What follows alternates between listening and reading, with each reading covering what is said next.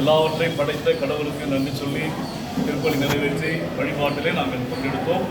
அதுக்கு பிறகு சமத்துவ பொங்கல் எல்லா அன்பியங்களும் ஏற்கனவே 25 அன்பியங்கள் இந்த பங்கில் இருக்கிறது. எல்லாருமே வந்து பொங்கல் சமைத்து கோலமிட்டு உறவுகளை பரிமாறிக்கொண்டது பாராட்டுக்குரியது. இந்த நிகழ்ச்சியெல்லாம் எங்களது இளையோர் முன்னின்று வழிநடத்தினார்கள். ஆக இந்த திருநாள் மகிழ்ச்சியையும் உலக சமாதானத்தையும் தமிழர் பண்பாட்டையும் எப்போதும் வலியுறுத்தும் சிறந்த விழாவாக இருப்பது பாராட்டுக்குரியது. மீண்டுமாக எல்லாருக்கும் உங்கள் திருநாள் வாழ்த்துக்களை அன்போடு தெரிவிக்கிறேன். எந்த மாதிரி போட்டிகள்லாம் நீங்கள் நடத்துனீங்க அதை பற்றி சொல்லுங்கள்.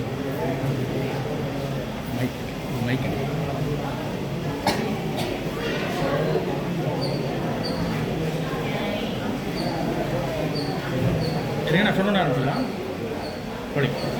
இந்த ஆலயத்தில் நிறைய போட்டிகள்லாம் வச்சுருக்கோம். அதில் வந்து கோலப்போட்டி, பொங்கல் செய்தல் போட்டி, அதனைத் தொடர்ந்து விளையாட்டு போட்டிகள், இளையோர் நல்ல வலிமையாக இருக்கிறாங்க அப்படின்னு காட்டுறதுக்கு செங்கலை தூக்குதல் போட்டி, அதுபோல் குடத்தில் வந்து தண்ணீர் சுமந்து செல்லக்கூடிய, இது சிட்டியாக இருக்கிறனால எப்படி இடுப்பில் தண்ணீர் சுமந்து போயிட்டு வரணும் அப்படின்னு சொல்கிறது ஒரு கேம். இதுபோல் நிறைய ஒரு 6-7 விளையாட்டுகளை வைத்து மீண்டுமாக அந்த பழைய நினைவுகள், கிராமத்து நினைவுகளை கூட்டுகிற வகையில் இது இருந்தது.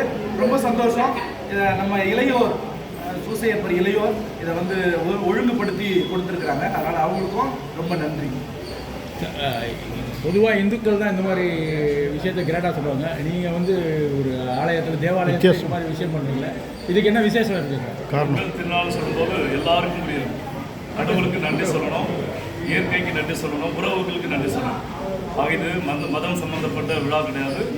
எல்லாருமே இந்த மத உணர்வுகள்லாம் கடந்து ஒற்றுமையோடு தமிழர் எல்லாருமே ஒன்றா இருக்கோம் அப்படின்ற ஒரு ஒற்றுமையினுடைய ஒரு விழாவாக இது